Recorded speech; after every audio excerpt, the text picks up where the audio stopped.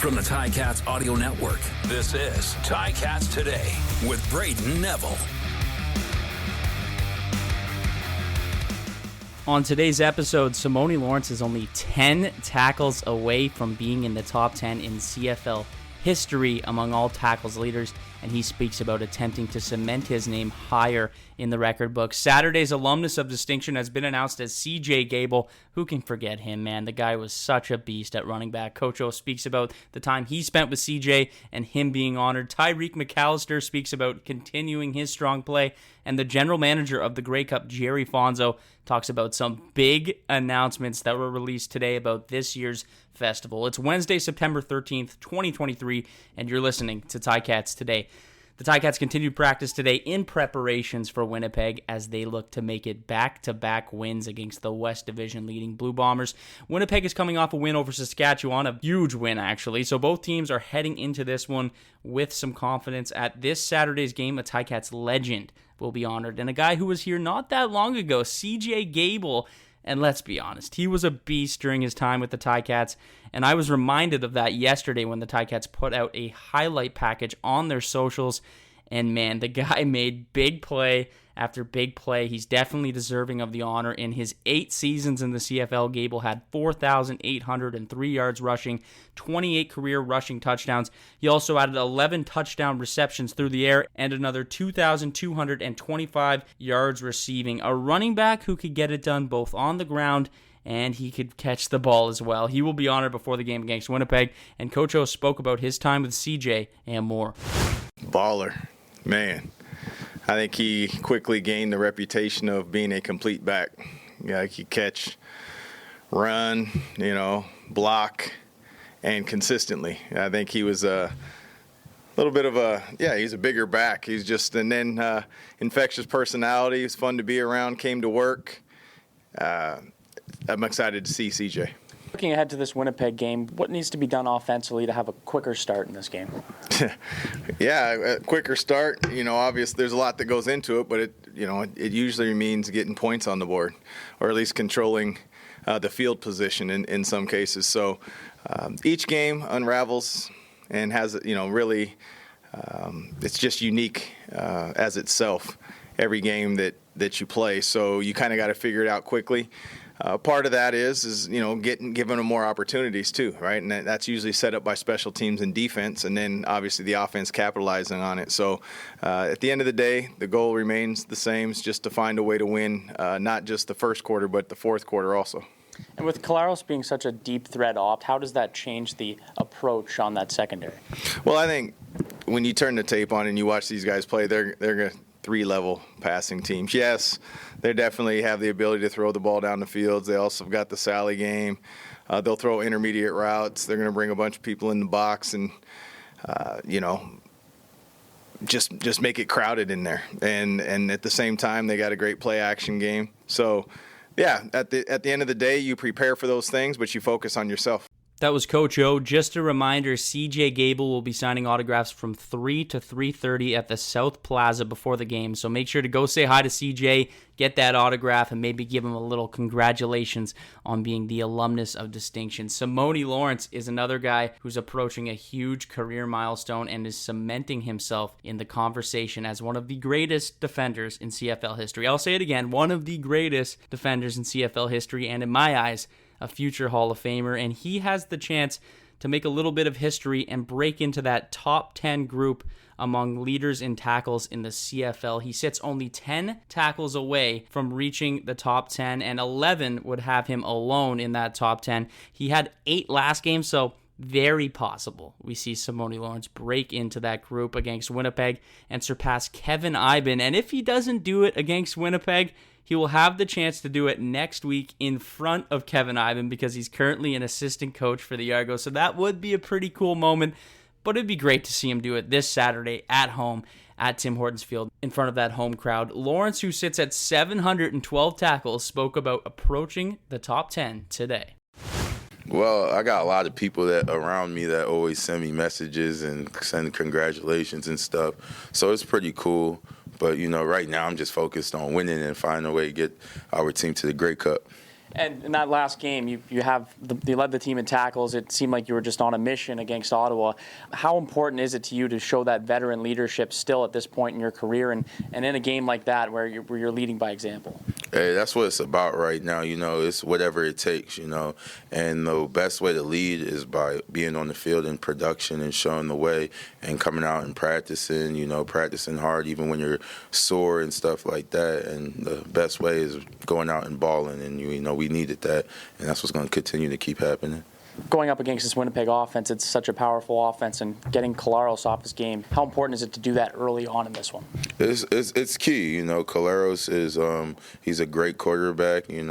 Well decorated, very deserving, as well as their whole team. They do a great job doing what they do, but they're a beatable team, and we just got to play our best. Our best is good enough. And what can you take from that way back in the week one when you had that first loss? What can you take from that game and hopefully change in this game? When you look back at week one, it was just like, just learning how to play with each other. It's a brand new football team, now everybody understands each other, where they're going to be, where they're not going to be. And I think that we're more developed that way, especially in passing. And then as far as the running game, we got to make sure that everybody's playing in the box because they invite everybody to play the run. That was Simoni Lawrence, and let's be honest, we all want to see it happen at Tim Hortons Field. It's a tall ask. 10 tackles, 11 tackles for anybody on any given night is a tall ask, but if anyone can do it, it's Simoni Lawrence. Tyreik McAllister is going to look to keep his momentum going this game, and let's be honest, the guy is explosive on special teams and on offense, but on special teams, it seems like every single game he has an opportunity to run one back, or he makes a big play to get some yardage, and it's just one of those players that you're worried about as the other team to kick to, or to see him on the defense as a receiver. And Tyreik spoke about that explosiveness, keeping this momentum going, and more.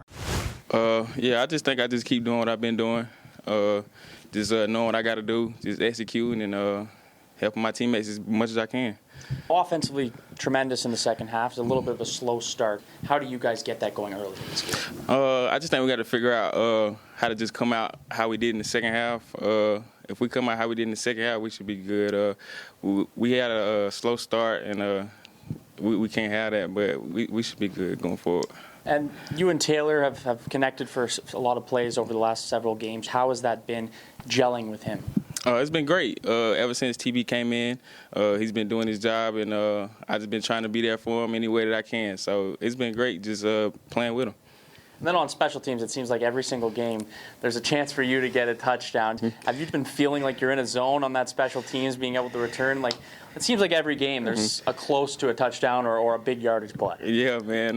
We talk about that every week. It seems like every game, like you said, it seems like every game I'm getting just one play short, one block short or something like that. But I think in the next few games we're going to be able to get one because I feel like once we get one, it's gonna snowfall for us. So. And then playing a team like Winnipeg, a team with the pedigree that they have, how much of a statement would this make to get a victory here at home against the Blue Bombers? It would be a huge statement because we know they're a good team. We know they're going to come in, they're going to play hard, they're going to do what they do, you know what I'm saying? So we just got to come out focused and execute and do what we do, and I think we'll be all right. That was Tyreik McAllister. The 2023 Grey Cup Festival announced today that tickets for 4 events are on sale. Joining me now to discuss the announcement is the general manager of the Grey Cup, Gerry Fonzo. Gerry, some huge news announced today.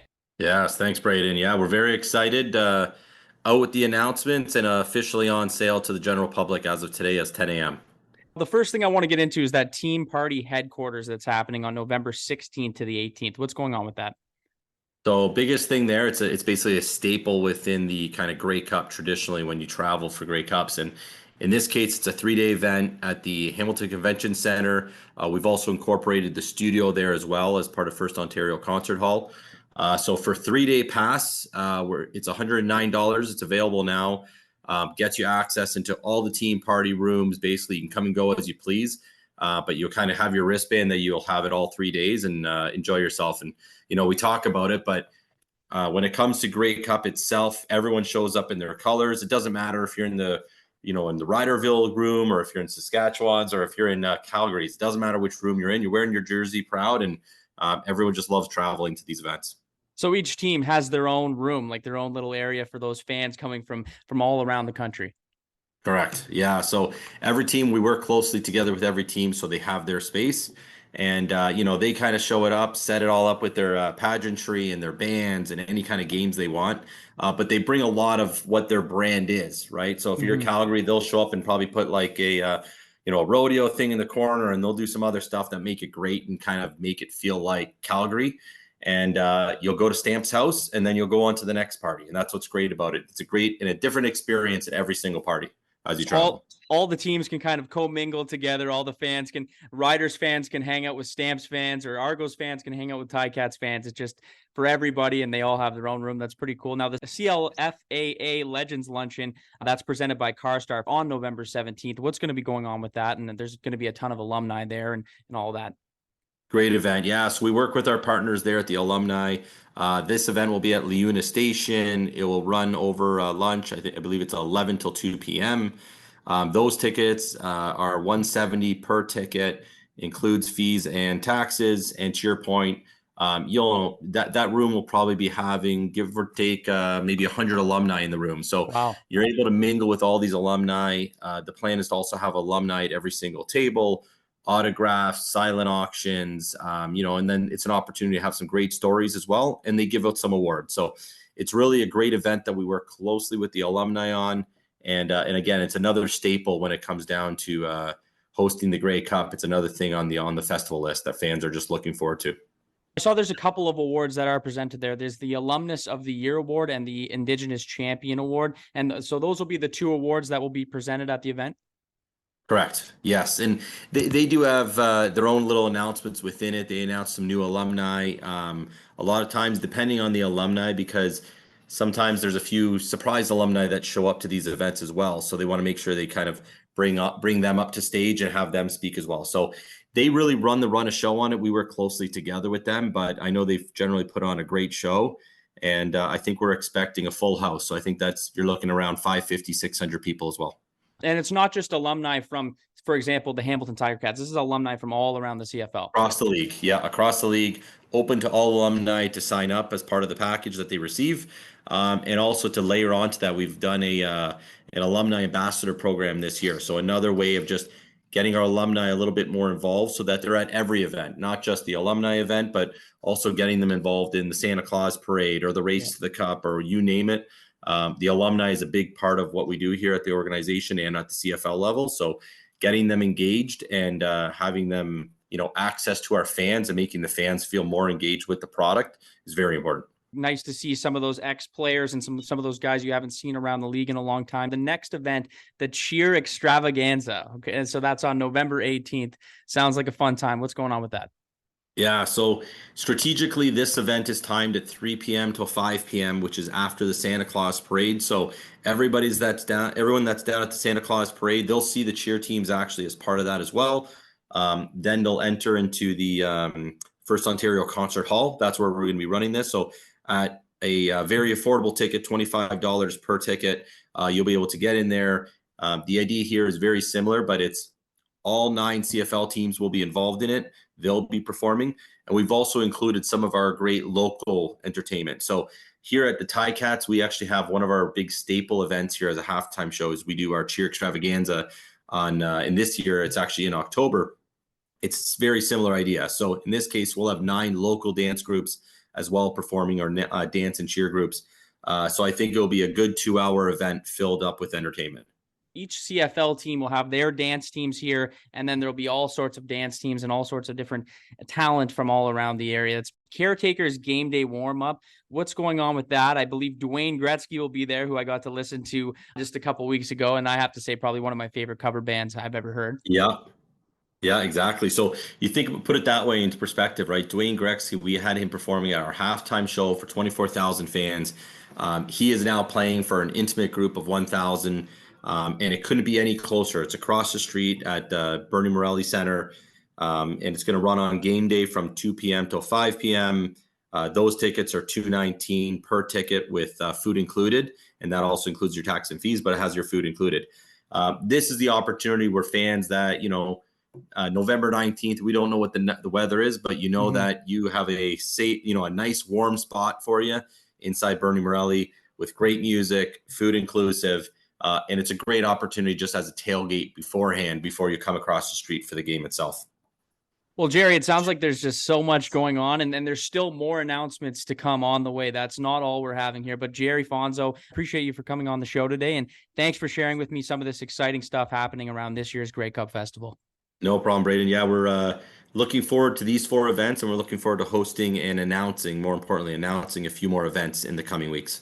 Thanks again to Gerry Fonzo, Tyreik McAllister, Simoni Lawrence, and Coach O for being on the show today. The Ticats continue back at practice tomorrow, where they will be continuing to prepare for that big one against Winnipeg. If you're coming out to Saturday's game, there's lots going on before, during, and after the game. And one of the biggest things of all, the Canadian Football Hall of Fame induction will be happening at halftime with an introduction ceremony for the CFHOF class of 2023, and some incredible names being inducted into this year's Hall of Fame. Families on the Field, presented by Beneva, is back. Everyone is welcome on the field post-game to play on the same turf as your favorite Ticats. Flicks from the Field, presented by St. Michael St. John Realty. They'll be screening the Super Mario Bros. Movie on the Tim Hortons Field video board following Families on the Field. It's a great movie. I've seen it myself.